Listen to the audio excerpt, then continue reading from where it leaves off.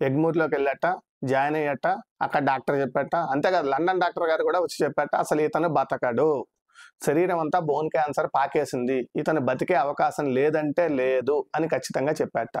ఈయన ఇంత ఖచ్చితంగా చెప్తున్నాడు కదా, ఇప్పుడు ఈయన బతికే ఉన్నాడు, చిన్నప్పుడు ఎప్పుడో జరిగిందని చెప్తున్నాడు. దాని తాలూకు రిపోర్ట్స్ కానీ, ఎక్స్రే రిపోర్ట్స్, లేదంటే డాక్టర్ అడ్మిట్ చేసుకున్నటువంటి అడ్మిషన్ రిపోర్ట్స్ కానీ ఏమన్నా ఈయన చూపిస్తున్నాడా?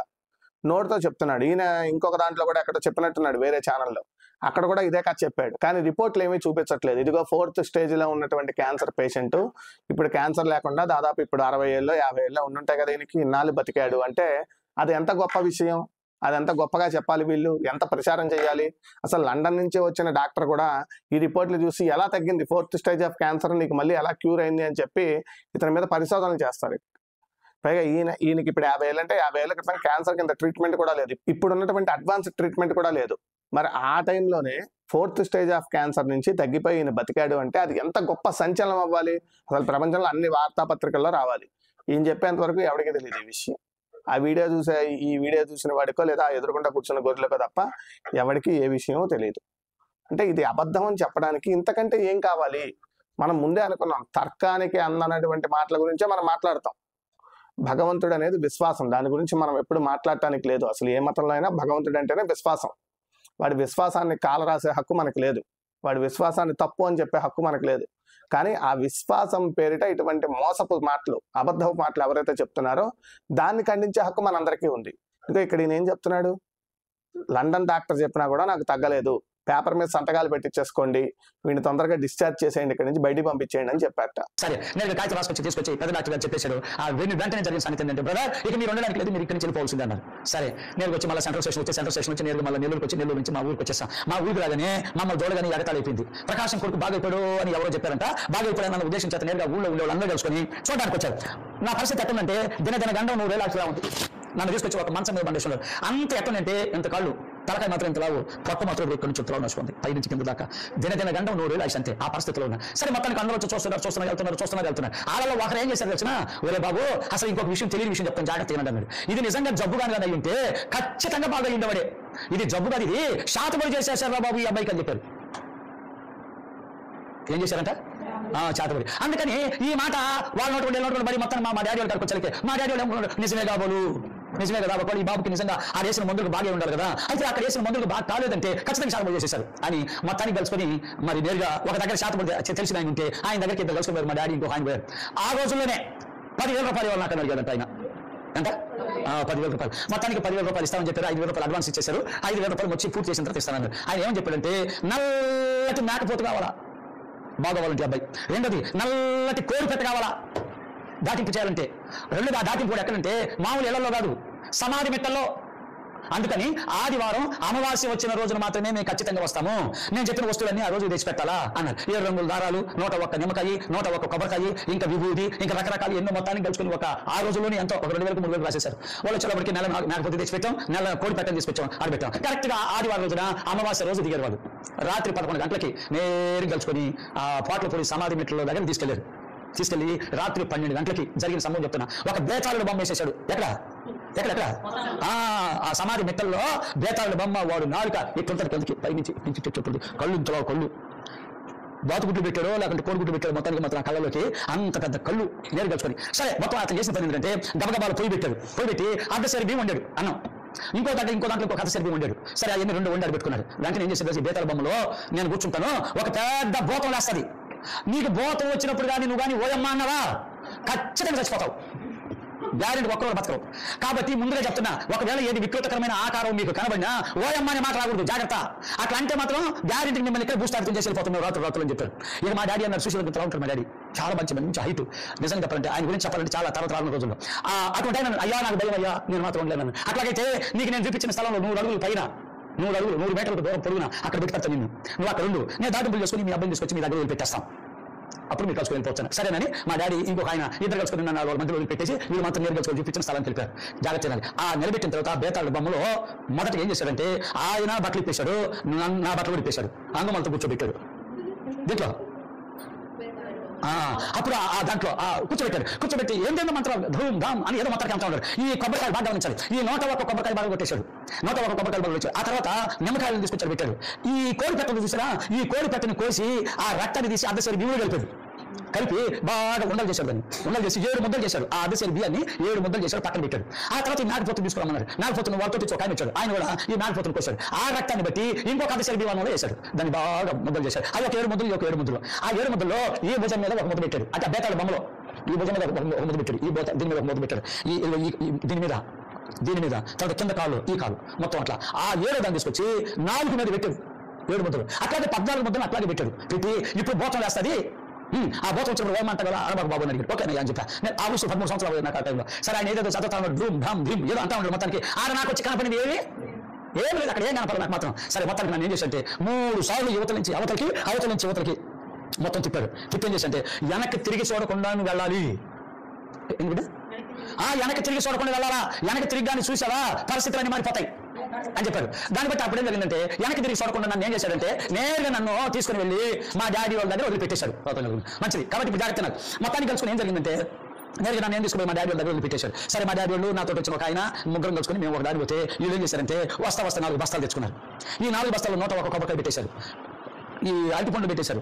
తర్వాత వాళ్ళకి ఏదైతే పనికి వస్తాయి ఈ నెలకోడు ఈ మేకపోతే అన్ని దండ పెట్టుకుని వాళ్ళు ఇంకో దాంట్లో తీసుకుని వాళ్ళు అడ్రస్ లేకుండా వెళ్ళిపోయారు. నాకు మాత్రం బాగా అయింది లేదు. ఇక నేరుగా వచ్చుకుని ఇంటికాడికి వెళ్ళిపోయాం. వాళ్ళకి అనుకున్న 5,000 రూపాయలు ఇచ్చేసేసాం. అలాగే జరిగింది నా పరిస్థితి. అది అయిపోయిన తర్వాత మా మమ్మీ పరిస్థితి అంతా ఏంటంటే ఎలాగైనా నా కుమారుని బ్రతికించుకోవాలి అని ఎవరు ఏది చెప్తారో దాని ప్రకారం నడవడానికి మొదలు పెడుతున్నారు. సరే అప్పుడు మా డాడీకి మా మమ్మీకి ఏమని వచ్చిందంటే మనం నమ్ముకున్న దేవుళ్ళు ఏమైపోయారు. మా కుల దేవుడు 7 కొనసాని మా ఇంటి దేవత సారిముడమ్మ. అప్పట్లో మేము పచ్చి విగ్రహారాధకులు, మాకు దేవుడు అంటే తెలియదు. ఆ టైంలో మా మమ్మీకి మా డాడీకి ఒక ఆలోచన వచ్చింది. ఏంటి ఆలోచన అంటే మనం నమ్ముకున్నటువంటి దేవుళ్ళు ఏమైపోయారు కాబట్టి మన దేవుడికి మొక్కుకుందాం. ఏమైనా మొక్కుకుందాం, జాగ్రత్త. ఏమైనా మొక్కుకుంటాం అంటే జోరు పట్టుకునేది గోయిందంట 3 ఊర్లు వెళ్దాం. ఎవరైనా కానుకలు వేస్తారనుకోండి, ఆ కానుకలు అన్ని దాంట్లో ఎంచుకుందాం. ఆ తర్వాత నా కొడుకు బాగు చేసిన నీకు ఎంత కానుక వేస్తానని మన ఇద్దరు కలిసి ఒప్పుకుందాం. ఆ కానుక మొత్తాన్ని కలుసుకుని ఆ 3 ఊళ్ళు తిరిగిన కానుక మనం అనుకున్న కానుక మొత్తం తీసుకుపోయి దిగువ తిరుపతి నుంచి మొదలుకొని ఎగువ తిరుపతికి మెట్ల మీద నడిచి వస్తాం. బస్సులో రాము. అట్లా ఎన్ని రోజులు అయినా కానీ అన్ని రోజులు మేము అక్కడ ఉంటాం. 7 రోజులు ఖచ్చితంగా అక్కడ ఉండి 8వ రోజున మా తలనే వాళ్ళు ఇచ్చేసి వచ్చేస్తాం. నా కుమారుడు కానీ బాగా అయితే అని ఒప్పందం చేసుకున్నారు మా డాడీ మా మమ్మీ ఇద్దరు. అనుకున్న మాటను చెల్లించడానికి ఉన్న డబ్బంతా హాస్పిటల్ అయిపోయింది. 2 వచ్చి ఈ దాటింపులకి అయిపోయింది. ఇప్పుడు డబ్బు లేని పరిస్థితి. సరే మా ఊరికి దగ్గరలో అడ్డదారి నడిచిపోతామో 4 కిలోమీటర్లు, చుట్టూ తిరిగిపోతే 8 కిలోమీటర్లు. వెంకన్నపాలెం ఆ ఊరు పేరు. అక్కడ మా మేనమామ గారు ఉన్నాడు. అక్కడ ఆ ఊరికి ఆయన ప్రెసిడెంట్ గారు, మంచి పలుకుబడి, చాలా ఉన్నతమైనటువంటి వ్యక్తి. అందుకని మా మమ్మీ ఏం చేసిందంటే మా అన్న దగ్గర పోయి అడిగితే ఏదైనా 10,000 రూపాయలు ఇవ్వకుండా పోతారా, తర్వాత అయినా తీర్చాడు మా అన్నకి అని నేను కలుసుకుని ఒక రోజున ఉదయకాల సమయంలో భోజనం వండుకొని తిని మా డాడీ మమ్మీ ఇద్దరు కలుసుకుని అడ్డదారి పడిచి నడిచిపోతున్నారు. బాగా అనమాట. విన్నారు కదా, ఆ డాక్టర్ గారు డిశ్చార్జ్ చేయమన్నట్ట, డిశ్చార్జ్ చేశారట. ఇక అక్కడి నుంచి ఎత్తుకుని వీళ్ళు ఊరికి తీసుకొచ్చారట. తీసుకొచ్చిన తర్వాత ఎవరో చెప్పారట, అరే ఇది రోగం కాదురా, రోగం అయితే ఎప్పుడో తగ్గిపోయేది, చేతబడి చేశారు నీకు అని చెప్పారట. ఇప్పుడు సహజంగా ఏమైనా రోగాలు వచ్చాయనుకోండి, మనం రకరకాలైనటువంటి మార్గాలు వెతుకుతూ ఉంటాం. మనకు ఏదైనా సమస్య వచ్చిందనుకోండి, మానవ సహజం అది, ఎట్లయినా ఈ సమస్యల నుంచి బయటపడాలి అని చెప్పి చేతబడేమో అనుకుని ఆ మాంత్రికుడి దగ్గరికి కూడా వెళ్ళారట. వాడు 10,000 అడిగారట, చాలా ఇబ్బంది పెట్టారట. ఆ డబ్బులన్నీ తీసుకుని మోసపోయారట వీళ్ళు. అయితే ఇక్కడ మనం గమనించాల్సిన విషయం ఏంటి, ఎంత డబ్బులు ఇచ్చాను, 10,000 అని వీళ్ళందరూ మేము శ్రద్ధగా వింటున్నామని నిరూపించుకోవడానికి 10,000 అని అరిచారు కదా. మరి వాళ్ళే అడగాలి కదా, 4th స్టేజ్ ఆఫ్ క్యాన్సర్ నీకు ఎలా తగ్గింది, 10,000 ఇచ్చామన్నప్పుడు 10,000 అని అరిచిన వాళ్ళు 4th స్టేజ్ క్యాన్సర్ ఎలా తగ్గిందని అరవాలిగా. అది అరవరు, 10,000 మటుకు అరుస్తారు. సరే అది అయిపోయింది. తర్వాత ఎక్కడికో వాళ్ళ బంధువుల ఇంటికి వెళ్ళి ఆ డబ్బులు తెచ్చుకున్నాం అని చెప్పి వీళ్ళు బయలుదేరారట. ఆ బయలుదేరిన తర్వాత ఏం జరిగిందో చూద్దాం. నడిచిపోతున్నారు. ఈ నడిచిపోతున్నప్పుడు ఏం జరిగిందంటే ఒక 2 కిలోమీటర్ల వరకు మా మమ్మీకి నేల దప్పికేసింది. ఏమయ్యా నాకు నేల దప్పికేస్తుంది, నీళ్ళు ఎక్కడ చెప్పంటే మనం వెళ్ళేదారిలో ఒక రెడ్డి గారి పొలం ఉంది, ఆయన దగ్గర ఆ పొలంలో వేసి బకెట్ ఉంటుంది, అది తాగేసి పొలం అన్నారు. సరే మొత్తాన్ని కలుసుకుని ఇద్దరు నడుచుకుంటూ వచ్చారు. బాగా అనమాట.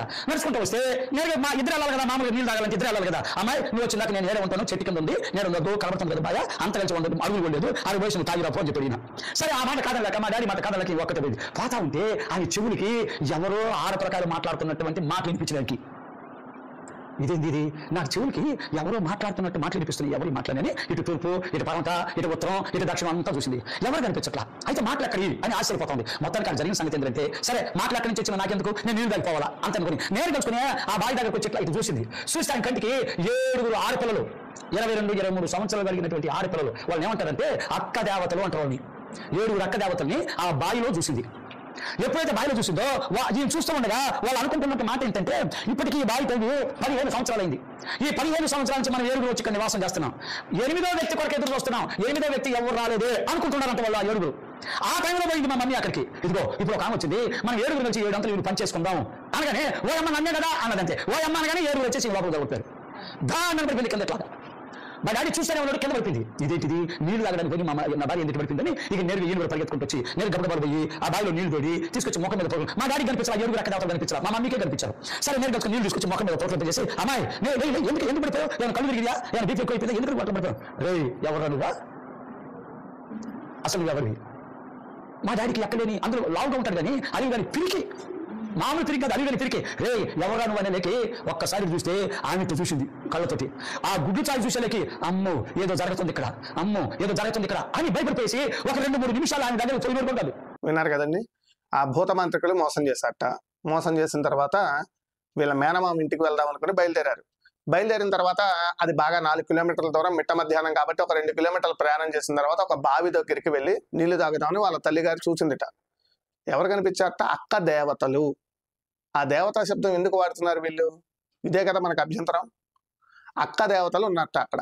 అక్క దేవతలు వీళ్ళని చూసి ఈవిని చూడంగానే ఈవిడిలోకి దూరేశారట. 7 అక్క దేవతలు వచ్చి దూరేసేసరికి వీళ్ళ నాన్నగారు వచ్చి నీళ్లు కొట్టి లేపితే నువ్వు ఎవడవని అడుగుతోందిట ఆవిడ. ఆమె ఒంట్లో నుంచి ఎప్పుడైతే అది పక్కన పోయో అప్పుడు నేరు కలుసుకుని వచ్చి మళ్ళీ కలుసుకుని వచ్చి, అమ్మాయి ఏంది ఇందాక నువ్వు అట్టా ఇట్టా అన్నావు కదా, ఏంది ఎందుకన్నావు నువ్వు అని అడిగింది. మళ్ళీ వెంటనే వచ్చేసేసి రే ఈ రోజు నీ పంతం చూస్తాం చూడరా అన్నది. నీ ఒకసారి పోయి మళ్ళీ వచ్చింది కదా, కొంచెం ధైర్యం చేసుకుని నువ్వు చేసేస్తాను లే మగిలి బా ఇద్దరు కష్టపడతా, నేను రానంటే రాను. అయితే రాదా ఏం చేయాలి, ఇంకెట్లా వస్తాను అయితే నన్ను ఎక్కించుకో జంబిల్లి, నేను జంబిల్లి ఎక్కించుకో జంబిల్లి కదా, నేను సరే మా బాగా లాగుతాడు కదా, ఈ సన్నం ఉంటుంది సరే ఎక్కువ నేను కలుసుకుని బట్టి ఎక్కించుకుంటే ఒక్క నిమిషం కూడా పైకి అట్టెత్తలేకపోతున్నాడు. ఏందిరా నాయన ఇంతలా బరువు ఎక్కడి నుంచి వచ్చారంటే పక్క నువ్వు ఒరే ప్రకాశం ఇప్పుడు మేము ఎంతమంది తెలిసినా మొత్తం 8 మంది ఉన్నాం, మొయ్యరా మమ్మల్ని ఇప్పుడా బా గుండె బగిలిపోయినట్టు మా డాడీకి.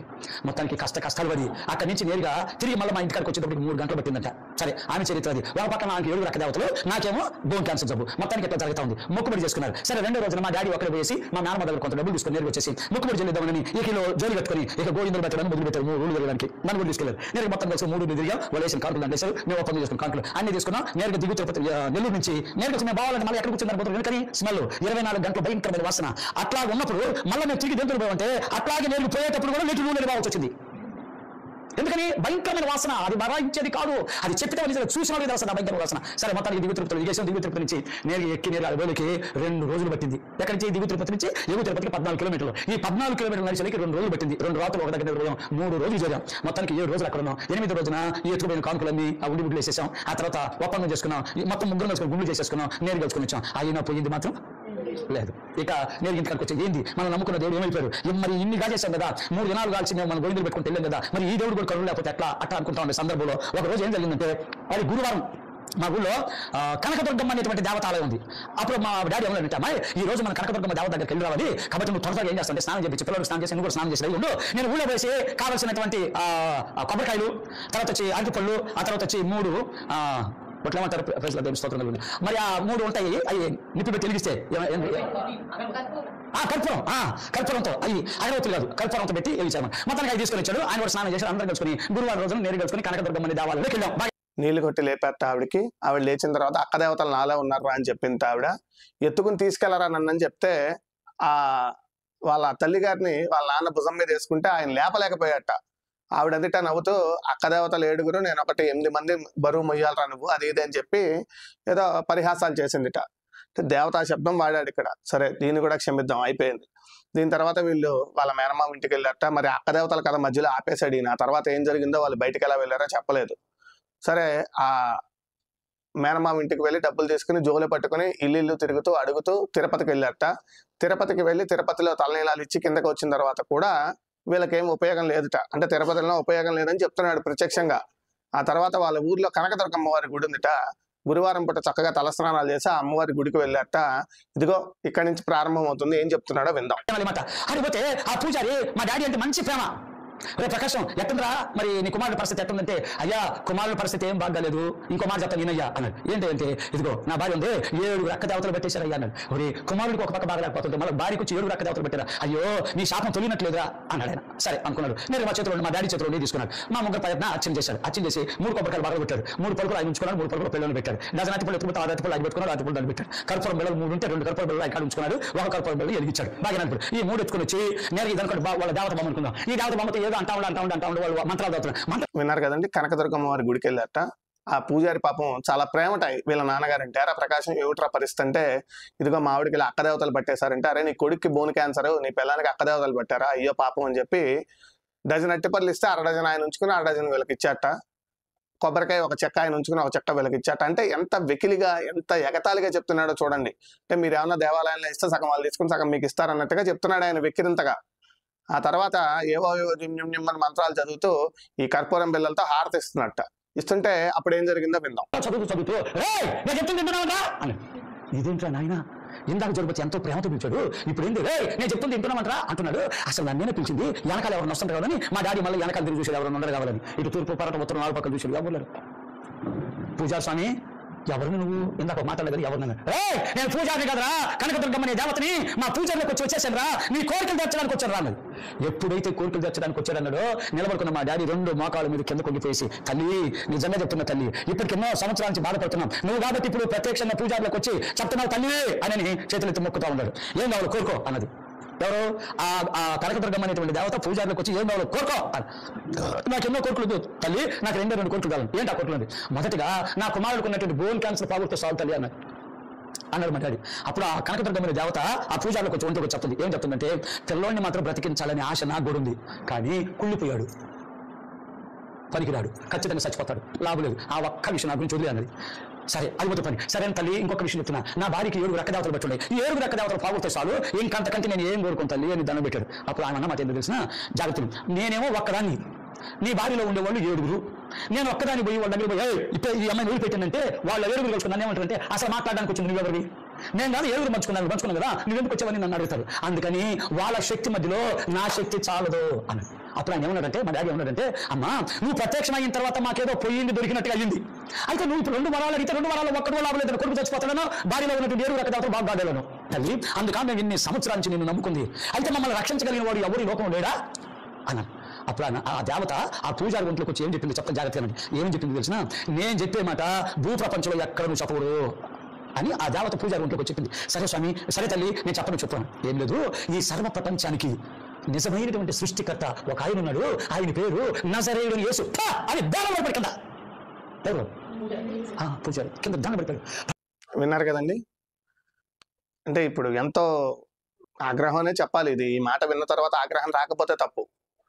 పూజారి ఒంట్లోకి అమ్మవారు వచ్చింట, కనకదుర్గ అమ్మవారు. అప్పటిదాకా ప్రశాంతంగా మాట్లాడుతూ ఉంటా ఆయన టెంకాయలు తీసుకున్నాడు, హారతిస్తున్నాడు. సడన్ గా రే ప్రకాశం అనిట, అదేమిటి నన్ను ఇంత మంచిగా పిలుస్తున్నాడు, ఇప్పటిదాకా ఇలా అయ్యాడు ఏంటని వెనక్కి తిరిగి చూస్తే, నిన్నే రా ఇట్రా అని పిలిచింట. పూజారిలోకి వచ్చారు ఆ కనకదుర్గను. చెప్పరా నీకేం కావాలో అంటే, నాకేం కోరికలు లేవమ్మా, నా కుమారుడిని బాగు చేయంటే, నీ కుమారుడు ఆల్రెడీ కుళ్ళిపోయాడు, ఇక వాడు బాగుపడ్డని చెప్తా. ఇప్పటికీ కులిపోయినట్టే ఉన్నాడు కదా, నిజంగానే బాగుపడ్డట్టే లేడు. సరే పోన్లే అది వదిలేయమ్మా, నా భార్య ఒంట్లో అర్కదేవతలు ఉన్నారు 7, వాళ్ళని పంపించేయి అంటే, వాళ్ళు 7, నేను ఒక్కదాన్ని, నేనేం చేస్తారా అందిట. ఎవరు? కనకదుర్గమ్మ. ఏమనాలండి, కోపం రాదా? ఎవరైనా హిందువులు తిడుతున్నారు మమ్మల్ని అని అంటే క్రైస్తవులు ఆలోచించాలి, మేము పూజించుకునే కనకదుర్గ అమ్మవారిని నువ్వు ఇంత తక్కువగా డిగ్రేడ్ చేసి మాట్లాడుతుంటే మాకు కోపం రాదా? సరే దాన్ని కూడా వదిలేసేద్దాం. దాని తర్వాత ఏమన్నాడు కనకదుర్గ అమ్మవారు, మరి నువ్వు వచ్చిన తర్వాత అన్ని పనులు అయినాయి అనుకున్నాను, మరి ఇప్పుడు నా కుమారుని బాగు చేసేది ఎవరు, నా భార్య ఒంట్లో ఉన్న అక్కదేవతల్ని బయటికి పంపించేది ఎవరంటే, కనకదుర్గ అమ్మవారు చెప్తూ ఉంటా, నేను చెప్పాను ఎక్కడా చెప్పద్దు, ఇవన్నీ చేయగలిగిన వాడు సమస్త సృష్టికర్త ఒకడే ఉన్నాడు, ఆయన నజరేయుడైన యేసు అని చెప్పింట కనకదుర్గ అమ్మవారు. వీడికి ఏం చేయాలి చెప్పండి, మీరే చెప్పండి. ఇప్పుడు ఈ వీడియో కింద కామెంట్లో హిందువులు వచ్చి బూతులు తిట్టారంటే తిట్టరా అండి క్రైస్తవుల్ని? ఒక్క క్రైస్తవుడైనా దీని కిందకు వచ్చి, ఏమండి మనం వాళ్ళు హిందువులు కూడా మన సాటివారే కదా, మన స్నేహితులే కదా, నిన్ను వలే నీ పొరుగు వాళ్ళని ప్రేమించని యేసుప్రభు చెప్పాడు కదా మనకి, వారి ఆచారాలని వాళ్ళ దేవతల్ని మనం తక్కువ చేయకూడదు, చాలా తప్పు మీరు మాట్లాడేది అని చెప్పి ఒక్కడైనా కామెంట్ రాశాడా? పైగా కింద కామెంట్లు చూడండి, ఎవడ రాశాడు, యేసుప్రభు నిజమైన దేవుడని ఈ లోక దేవతలే సెలవిచ్చున్నారు, ఆ దేవుడికే మహిమ కలుగుగాక అని చెప్పి రాశాడు. అంటే కనకదుర్గమ్మ వారే చెప్పింది కాబట్టి మా దేవుడికే గొప్ప కలగాలి, మా దేవుడికే ఘనత కలగాలని చెప్తున్నారు వాళ్ళు. కోపం రావట్లేదా అండి? కోపం రాదా? ఇంతమంది హిందువులు ఉన్నా ఒక్కడైనా వాడి వీడియో కిందకి వెళ్ళి ఎరా ఏం చెప్తున్నావు, మా దేవి దేవతలు ఇలా అంటావా అని చెప్పి ఒక్కడైనా కామెంట్ రాయగలిగాడా? నువ్వు చెప్పిన దాంట్లో సహేతుకత లేదురా, నువ్వు చెప్పేది అబద్ధం అని చెప్పగలిగారా? ఈ వీడియో పెట్టి దగ్గరగా ఆల్మోస్ట్ 8 నెలలు అవుతుంది. ఈ 8 నెలల్లో ఒక్క హిందూ వెళ్ళి కామెంట్ రాయలేకపోయాడు. అంటే ఏంటి మన దౌర్భాగ్యం? ఎందుకు ఇలా ఉన్నాం మనం కనకదుర్గ అమ్మవారు అంటే శక్తి, ఆదిపరాశక్తి. దేవి నవరాత్రులని 10 రోజులు ఆవిడ నవరాత్రులు కూడా చేస్తాం. అలాంటి అమ్మవారిని వీడిలా మాట్లాడుతుంటే మనకు అంత మరీ చావ చచ్చిపోయి ఉన్నామా? నిజంగా చాలా బాధపడుతూ మాట్లాడుతున్నా. ఈ వీడియోలో నేను చాలా బాధతో చెప్తున్నాను. వాడు అంటుంటేనే నాకు చాలా ఆగ్రహంగా ఉంది. తర్వాత విందాం. అంటుంటే ఒక 2-3 నిమిషాలు అయ్యేటప్పటికి నేను గచ్చుకుని పైకి లేచి ఏం ప్రకాశం ఇంకా పాలేదు నువ్వు అంటున్నాడు. ఇదేంట్రా నాయన ప్రకాశం ఇంకా పాలేదు అంటున్నారు, ఏంటి పరిస్థితి అనుకుంటే అప్పుడు మా మమ్మీకి అర్థమైపోయింది. నిజమైనటువంటి దేవుడు నజరేయుడైన యేసు అని అన్నదంటే సృష్టిలో ఇద్దరికీ తెలుసు నిజమైన దేవుడు ఏందనేది. ఒకటి దేవతలకు తెలుసు, రెండోది వచ్చి దయ్యాలకు తెలుసు, ఇంకెవరికి తెలియదు. తర్వాత మానవుడికి తెలిసింది. అందుకని మా అమ్మ దాన్ని కథక్కన పెట్టేసింది. సరే అని నేను మా డాడీని సల్లంగా దిగి ఇంకేమో రావాలి పదం చెబుదని నేను కలిసి బయలుదేరి ఇంటికి వచ్చేసాం. ఇక మా మమ్మీ ఏమని కూర్చుందంటే కనకదుర్గమ్మ అనే దేవత చెప్పిందంటే ఇది అక్షరాల నిజం, ఇంకంతే తిరిగి లేదు దానికి. కాబట్టి ఆ యేసు ప్రభు అంటే ఎవరో మనం తెలుసుకోవాలి అని ఆలోచన చేసి ఒక 10 ఇది అమాయకమైన హిందువుల్లో పబ్లిసిటీ చేయడానికి చెప్తున్నాడు వీడి సాక్ష్యం. డైరెక్ట్ గా చెప్పేశాడు కనకదుర్గ అనే దేవతే వచ్చి యేసు ప్రభు నిజమైన దేవుడు అని చెప్పిందంటే ఇక ఆవిడ చెప్పింది నిజం, మన ఆవిడ మాట వినాలి, కనకదుర్గే చెప్పింది అని చెప్పేటువంటి మాటను ప్రచారం చేయడానికి చెప్తున్నాడు వీడి. ఇదంతా పూజారికి కూడా అర్థం కాలేట. ఎవరికి తెలుస్తుంటా నిజమైన దేవుడు ఎవరో? దేవతలకు తెలుస్తుంటా లేకపోతే దయ్యాలకు తెలుస్తుంటా? ఇప్పుడు వీళ్ళ ప్రకారం మన ఆ విగ్రహాలన్నీ సైతాన్లని కదా, ఆ సైతాన్ వచ్చి చెప్పింట దేవుడి దగ్గరికి వెళ్ళి అక్కడికి వెళ్తే నీకు పని అయిపోతుందని. అంటే ఎంత ఇంకా అసలు ఇంకా తర్వాత 2 రోజుల లోపల గాలిస్తే ఒక ప్రాంతంలో ఒక దైవజనుడు ఉన్నారు. సంవత్సరానికి వచ్చి 5 సార్లు ఉపవాసం ఉంటారు. 40 రోజులు ఎన్ని రోజులు తమ్ముడా? అట్లా 5 సార్లు ఉంటారు సంవత్సరం. అందుకని ఆయన సాయిగా చూస్తే దయ్యాలు గడగడ అవుతాయి.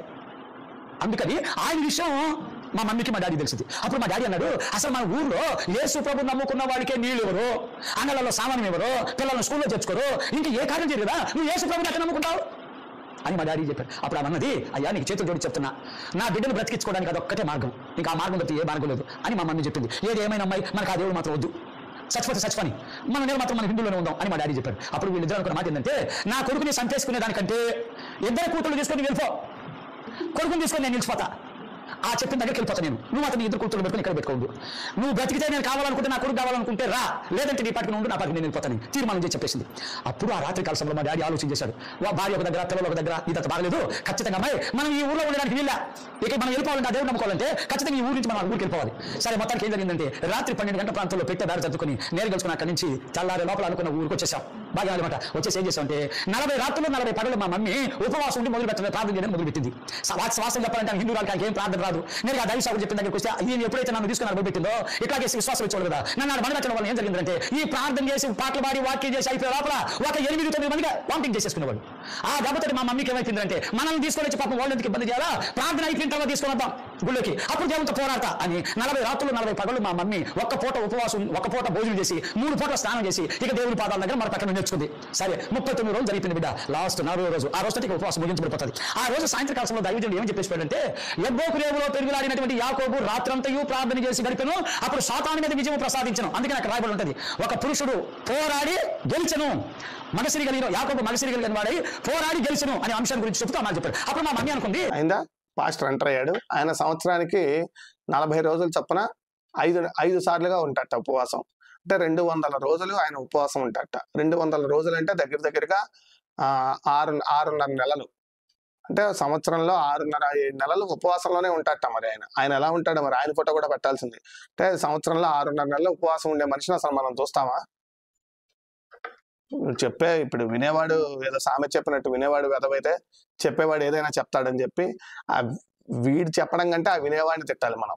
ఆ వినేవాళ్ళని కూడా కాదు, అసలు ముందు మనం స్పందించలేకపోయినందుకు మనల్ని మనం తిట్టుకోవాలి. అంటే ఇంత దరిద్రంగా చెప్తున్నాడు, మన వాళ్ళు ఎందుకు స్పందించట్లేదు, ఎందుకు కామెంట్ చేయట్లేదని.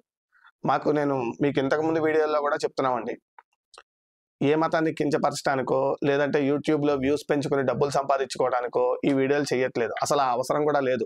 భగవంతుడి దయ వల్ల నేను చేసుకునేటువంటి పురోహితం ద్వారా నాకు చక్కని ఆదాయం వస్తుంది. నేను చాలా ప్రశాంతంగా బతుకుతున్నాను, హ్యాపీగా, సంతోషంగా, సంతృప్తిగా బతుకుతున్నాను.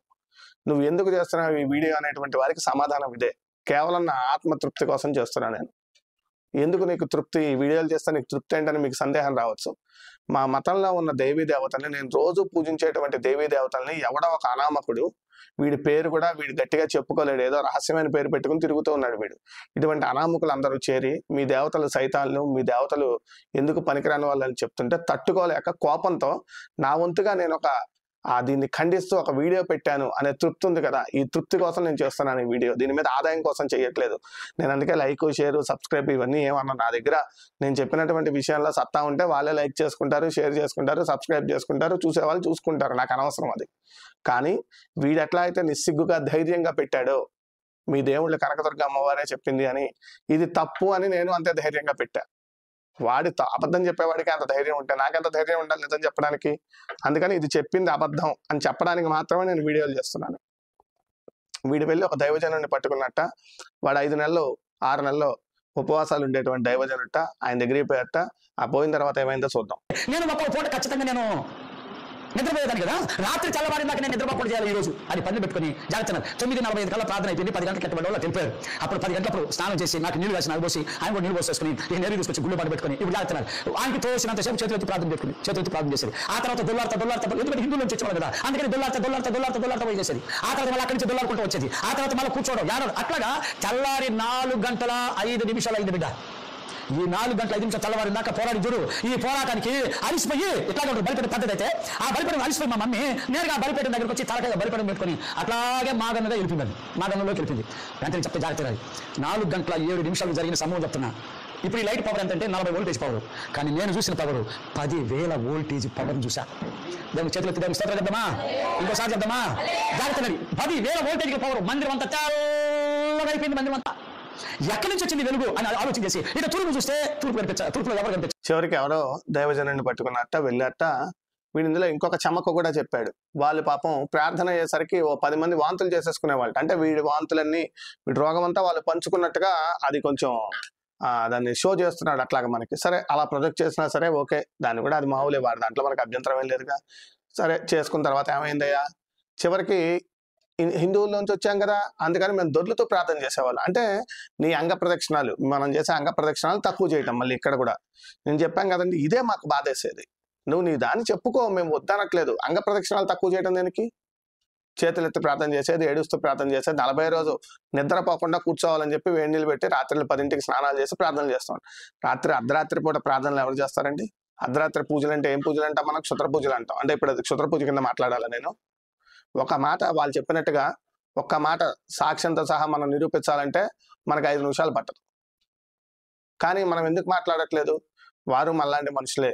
ఎవడో ఒకడు అన్నదానికి వాళ్ళ మతం ఆచరించేటువంటి వారందరినీ తిట్టడం కరెక్ట్ కాదు. వాళ్ళు ఆరాధించేటువంటి ఆ పరమేశ్వర స్వరూపం అని వాళ్ళు ఏదైతే అనుకుంటున్నారో ఆ మూర్తిని తిట్టడం తప్పు కాదు అనేటువంటి ఒకే ఒక సహృద్భావంతో వాళ్ళ గురించి ఏం మాట్లాడట్లేదు మనం. నిజమే కదా? ఇప్పుడు ఇతన్ని అంటే ఇతన్నే అనాలి మనం. ఈ భగవంతుడిని వీడన్నట్టుగా అన్నాడు అనుకోండి, మనం కూడా వాళ్ళ దేవుని తిట్టామనుకోండి, వాడికి మనకి తేడా లేదు. ఇప్పుడు మనం ఎలా అయితే స్పందించి మా దేవుడిని తిడతావా అని అంటున్నావా, వాళ్ళు స్పందిస్తారు కదా. వాడు చేస్తే వాడిని అనాలే, మమ్మల్ని ఎందుకు అంటావని. సో అందుకని ఆగుతున్నాం. అయితే ఇక్కడ క్రైస్తవులు గుర్తుపెట్టుకోవాల్సిన విషయం ఏమిటి? మేము వాడిని తిట్టకుండా ఉండాలి, మీ దేవుడిని తిట్టకుండా ఉండాలంటే మీరే వాడిని ఖండించాలి. నోరు మూసుకో, హిందూ దేవతల గురించి నీకెందుకు, మన దాని గురించి చెప్పరా అని చెప్పి మీరే వాడిని అడగాలి. మీరు అడగనంత కాలం ఇంకో నాబోటి వాడు ఎవడో ఒకడు మాట్లాడుతూనే ఉంటాడు. ఈ రోజు మేము ఇంత ఆగ్రహం వచ్చినా ఆపుకుని ఉన్నాం. ఇంకో 10 రోజులు పోతే ఆగే ప్రశ్న ఉండకపోవచ్చు. అప్పుడు మేము తిట్టాల్సి వస్తుంది. ఇంకా బాగా తిట్టిన వాళ్ళ వీడియోలు కూడా ఉన్నాయి, రాబోయే రోజుల్లో చూస్తారు. ఎందుకంటే వీళ్ళ భగవంతుడిని కామెడీ చేసుకుంటారు. ఎట్లాగో చీపిరి కట్టి ఎక్కడ పట్టుకోవాలో దేవుడు చెప్పాట ఎవరో ఒక ఆవిడికి వచ్చి, చివర పట్టుకుంటున్నావు మధ్యలో పట్టుకో, చివర పట్టుకుంటే నా చేయి నొప్పి వస్తుంది, నాకు ఆ కాస్త నొప్పి పుట్టడం కూడా దేవుడికి ఇష్టం లేదు అని చెప్పింది ఒక ఆవిడ. సరే నీ కామెడీ నీ ఇష్టం అనుకున్నా, నవ్వుకున్నాం, వదిలేసాం. ఒక ఆవిడేమో నేను కళ్ళు మూసుకొని ప్రార్థన చేసా, మా ఇంట్లో ఎలకలు పిల్లి రూపంలో వచ్చి దేవుడు ఎత్తుకెళ్ళిపోయాడు అని చెప్పింది. సరే నీ కర్మ అనుకున్నాం, అది కూడా నవ్వాం, వదిలేసుకున్నాం. నువ్వు ఇలా ఎంత కామెడీ చేసుకున్నా మాకు అభ్యంతరం లేదు. నువ్వు మాకు అభ్యంతరం అంతా నువ్వు మా దగ్గరికి వచ్చి మా దేవుళ్ళ గురించి తక్కువగా చెప్తున్నావు. ఇది మా కోపం. నీకెందుకు ఈ దౌర్భాగ్యం? సరే చివరికి మొత్తానికి ఆ 40 రోజు ప్రార్థన పూర్తి చేసి తెచ్చాడు వీడు. ఆ తర్వాత ఏం జరిగిందో చూద్దాం. పర్వత పక్క చూసినా, ఉత్తరం పక్క చూసినా కనిపించట్లా, దక్షిణ పక్క చూసినా కనిపించట్లా. పర్వత పక్క నన్ను ఇక్కడ సూర్యుడు పొడిచేది ఎటు ఇక్కడ ఇట్లా తూర్పిదినా అక్కడ కూడా తూర్పిచ్చారు అనమాట. మామూలు తూర్పుతో ఉండదు. ఇప్పుడు మా మమ్మీని నేను వస్తున్నా బలిపేట మీద బండి, నన్ను ఇక్కడ బండేసింది అట్లా ఉండదు. అప్పుడు ఏం జరిగిందంటే ఈ తూర్పు పక్క నుంచి బలిపేట మీద నుంచి ఒక ప్రకాశమానమైనటువంటి వెలుగు, ఆ వెలుగులో యేసుప్రభువు వారు పై నుంచి కింద దాకా ఒకే ఒక అంగి నడ మీద వచ్చి గొలిపలు పెట్టుకున్నాడు, కొంచెం కర్ర తీసుకున్నాడు. నేరుగా బలిపేట మీదకి ఒక్కొక్క అడుగు వేసుకుంటూ వచ్చాడు. నేరుగా దగ్గరికి వచ్చాడు. పనుకున్నాను కదా, ఆ పక్క మా మమ్మీ పడుకుంది, ఈ పక్క నేను వచ్చాడు. నేరుగా 2 మోకాళ్ళు ఆనిచ్చాడు కిందకి. ఆనిచ్చి నాన్న ఏం బాగలేదు నీకు అన్నాడు. వాళ్ళకి గమ్ముగా అయిపోయినా నేను. దేవుడు అని మాత్రం నాకు తెలియదు కానీ ఈయన గొర్రెల కాడి నుంచి వచ్చిన తాత అనుకుంటుండా. అంతకుముందు నేను ఎప్పుడు చూసినాను ఏ శైలి నాకు తెలియదు కదా. గొర్రెల కాడి నుంచి వచ్చిన తాత అనుకుంటుండే నేను. మళ్ళీ 2సారి అడిగాడు, నాన్న ఏం బాగలేదు నీకు అని అడిగాడు. పక్కన గమ్ముగా అయిపోయినా. అప్పుడు ఆయన ఏమనుకున్నాడంటే ఇక నాతో ఈ బాబు మాట్లాడు అనుకుని ఆయన 2 మోకాలు కిందకేసి ఆయన చేయి తీసి. విన్నారు కదండి, చివరికి ఆ ప్రార్థనకి తెల్లారుజాము 4 వచ్చాట ఆయన. ఒక్కొక్క అడుగు అనుకుంటూ అలా దిగుతూ వీళ్ళ దగ్గరికి వచ్చేసాడు. వచ్చిన తర్వాత ఏమడిగట్ట, మెడ మీద గుర్రపెల్లి ఉందిట, చేతికి ఒక కర్ర ఉందిట, ఒకే ఒక అంగీ లాంటిది వేసుకున్నట్ట, పైనుంచి కింద వరకు ఒక డ్రెస్ వేసుకున్నట్ట. నాన్న ఏం బాలేదు నీకు అని అడిగట్ట వీడిని. ఈయనేం మాట్లాడలేదుట. నా నెత్తి మీద పెట్టి ఇక్కడ నుంచి ఇక్కడ దాకా తవిడి, ఈ రోజు నుంచి నీకు బోన్ క్యాన్సర్ జబ్బు ఉండదు అన్నాడు. దేవుని స్తోత్రం చెప్దామా, ఇంకోసారి చెప్దామా. ఆ మాట అనేసాడా, దేవుడికి పైకి లేచాడు, ఇట్లా వచ్చాడు, మా మమ్మీ దగ్గరికి వచ్చాడు. అమ్మా పడట్లా ఇంకా పడక దక్కుని నేను ఆయన కుడి చెయ్యి అట్టు పెట్టి అమ్మా అన్నాడు. ఎప్పుడైతే అన్నాడు ఆయన స్పర్శ తగలని ఒక పెద్ద కేక వేసి దాన్ని వెనకబెట్టింది. పెద్ద కేక వేసింది, దాన్ని వెనకబెట్టింది. మళ్ళీ నేరు గెలుచుకొని వచ్చాడు. ఏ మెట్ల మీద అయితే ఆయన దిగొచ్చాడు అదే మెట్ల మీద మళ్ళీ తిరిగి వెళ్ళిపోయాడు. జాగ్రత్త నాది. ఎప్పుడైతే ఆయన వెళ్ళిపోయాడో ఒక్క నిమిషానికి వెలుగు తిరిగిపోయిందో మామూలు అయిపోయింది. మళ్ళీ అప్పుడు నా ప్రాణం అంటుంది, ఒక్కసారి ముక్కుల దగ్గర చేతులు పెట్టుకొని చూడు, నోటి దగ్గర పెట్టుకొని చూడు అంటుంది. ఎంత చూసినా ఏ ముక్కు నుంచి రక్తం రావట్లేదు, నోటి గురించి చూడమంటుంది, నోటి గురించి చూసా ఎక్కలేదు. 2 దినాలు పండు పెట్టాలంటే మనిషి వచ్చి పండు పెట్టాలి, లేపాలంటే మనిషి వచ్చి లేపాలి. ఆ టైంలో జరిగిన సంగతి నాకు తెలియకుండా చివుకు లేచి కూర్చుని ఏంటిది నేను లేస్తున్నానే. సరే నీకేం కావాలరా బాబు, నీకేం నొప్పి అంటే వీడేం చెప్పలేదుట. చివరికి వీడు మాట్లాడేమో పాపం అని చెప్పి ఆయనే చేయబెట్టి మొత్తం ఒళ్ళంతా రుద్దేశాట. ఆ తర్వాత వీడికి అంతా బాగానే ఉందనిపించింట. తర్వాత వీళ్ళ అమ్మగారిని తల మీద ఇలా చేయబెట్టి కొట్టి ఏమ్మా లే అంటే ఆవిడ ఒక్కసారి కేకేసి పడిపోయిందిట. పడిపోగానే ఆయన ఎలా వచ్చాడో అలా వెళ్ళిపోగానే అప్పటిదాకా 10,000 వాట్ల వెలుగున్నట్టు కాస్త ఒక్కసారి చీకటి అయిపోయిందిట. చీకటి అయిపోయిన తర్వాత మన వాళ్ళు లేచాడు. లేచిన తర్వాత నాకు బాగా ఆరోగ్యం ఉంటుంది అని ఆలోచన చేస్తూ 5 సార్లు కూర్చొని 5 సార్లు తగిలేసా. నాకు ఆలోచన చేసిన ఏదో దేవుడు నన్ను ముట్టినట్టుండని. ఈ సంగతి మా మమ్మీ దగ్గర పరిగెత్తుకుంటా. మమ్మీ చూడు నేను బాగా చూడు ఒకసారి చూడు, నా నోటి కూడా రక్తం రావట్లేదు, ముక్కు కూడా రక్తం రావట్లేదు, ఎవరో ఒక ఆయన బొర్ర కాడి నుంచి వచ్చిన తాత వచ్చి నన్ను ముట్టాడు, లేమని కేకేసిన. ఒక 5 నిమిషాల తర్వాత బంకులో వచ్చి పైకి వేసింది. ఏం జరిగింది కొడుకంటే ఇక జరిగిన సంగతి అంతా చెప్పా. జాగ్రత్త. ఆ రోజు నుంచి మొదలుకొని ఈ రోజు వరకు దాకా ఆ బోన్ క్యాన్సర్ ఎటుపోయిందో తెలియదు. దేవుని స్తోత్రం చెప్దామా, ఇంకోసారి చెప్దామా. జాగ్రత్త. అది ఎప్పుడైతే బాగైందో అప్పుడు నా మనసులో ఒక స్వరం వినిపించింది. ఏంటి ఆ స్వరం అంటే, ఈ రోజు నుంచి నిన్ను నేను వాడుకోబోతున్నా, నా కొరకు నువ్వు ఉన్నది ఉన్నట్లుగా చెప్పాలి. ఎట్లా ఉన్నది ఉన్నట్లుగా చెప్పాలి అనే స్వరం నాకు వినిపించింది. అది ఏందో అనేది నాకు అప్పుడు అర్థం కాల. విన్నారు కదండి, వాళ్ళ అమ్మకి లేపి చెప్పాట, నా ముక్కు నుంచి రక్తం రావట్లేదు, కాళ్ళ చెవుల నుంచి నోట్ల నుంచి రక్తం రావట్లేదు, అంత బాగానే ఉన్నాను, నా కాళ్ళు చేతులు బాగున్నాయి చూడని చూపించాట. చూపించిన తర్వాత వాళ్ళ అమ్మ ఏం జరిగిందంటే ఇది కథ అంతా చెప్పేసరికి ఆశ్చర్యపోయిన తర్వాత ఒక స్వరం వినిపించింట మనవాడికి మళ్ళీ, నా కొరకు నువ్వు ఉన్నది ఉన్నట్లు చెప్పు, ఈ రోజు నుంచి నేను నిన్ను వాడుకోపోతున్నాను, రెడీగా ఉండు, నేను నిన్ను వాడుకుంటా అనే స్వరం వినిపించింట మనవాడికి. ఆ స్వరం విన్నట్ట. రోజు జరిగే కొద్ది ఆయన నన్ను పిలుచుకోవడం, ఆ సావులో నిలబెట్టుకోవడం, ఈ రోజు మీ అందరి మధ్యకి వచ్చి జరిగించడం, ఇదంతా ఎవరి ప్రణాళిక అంటే యేసయ్య ప్రణాళిక. దేవుని స్తోత్రం చెప్దామా, ఇంకోసారి చెప్దామా. ఆ రీతిగా మా కుటుంబం దేవుడి దగ్గర రావటం మొదలుపెట్టింది. ఆ తర్వాత అనేకులు రక్షించడం జరిగింది. నేను మీతో చెప్పే మాట ఏంటంటే, ఎవరైనా సరే దేవుని దగ్గరికి వచ్చినటువంటి వాళ్ళని ఆయన విడిచిపెట్టేవాడు కాదు. అటువంటి కృపతో దేవుడు మన అందరినీ నింపబడును గాక. ఈ వాక్యమైన ప్రతి బిడ్డల యొక్క జీవితంలో యేసయ్య అద్భుతాలు ఆశ్చర్యకార్యాలు జరుగును గాక. ఇది బహుశా మధ్యలో కట్ చేసినట్టుగా ఉంది వీడియో, ఏంటో ఇది. చివరికి నా కొరకు నేను వాడుకుంటాను, ఈ సాక్ష్యాన్ని నువ్వు అందరికీ చెప్పు, ఇంకా చాలా మందిని మన వైపు తీసుకురా, కనకదుర్గమ్మ వారి గురించి అవాకులు చవాకులు పేలు అని చెప్పి ఆయనకు స్వరం వినిపించిందిట. ఏం మాట్లాడతామండి, ఏం మాట్లాడాలనుకుంటున్నారు అసలు చూసే వీక్షకులైనా సరే? మీకు ఎవరికి కోపం రావట్లేదా? కనకదుర్గ అమ్మవారి గురించి ఇలా మాట్లాడుతుంటే మీకు కోపం రావట్లేదా? వాడెవడో ఒకడు ఉన్నాడు పాస్టర్, ఇంతకు ముందు చూసా నేను, ఎవరికి దయ్యం పడితే ఎవర్రా నువ్వంటే ఆ దయ్యం మీద ఏదో అడిగాడు, ఎవరు నువ్వంటే, నేను విజయవాడ కనకదుర్గం రా, నేను దయ్యాన్ని, నేను పట్టాను ఈ అమ్మాయిని అని చెప్తోంది. అంటే మన దేవుళ్ళని దయ్యాలుగా మాట్లాడతారు వీళ్ళు. మనం చూస్తూ ఊరుకుంటాం. ఇంతే కదా, ఇదేగా మన పరిస్థితి. సరే, ఇక ఇంతటితో ఈ వీడియోని ముగిస్తున్నా నేను.